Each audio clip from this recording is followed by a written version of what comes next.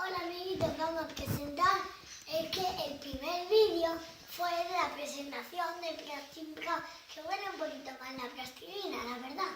Pero yo tengo otra que la he añadido con la otra caja para que veáis que hay dos tipos de marca. Por eso yo he venido a hacer otra vez, pero las cosas ya no están abiertas. Pero como están abiertas, pues la he metido otra vez en su caja, no la tiro a la basura y así la veis mejor.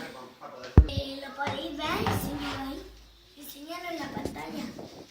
Ahí fue la presentación y ahora me tenéis que mirar a mí. Habéis visto cómo saco las cosas y todo eso. Entonces aquí tengo la caja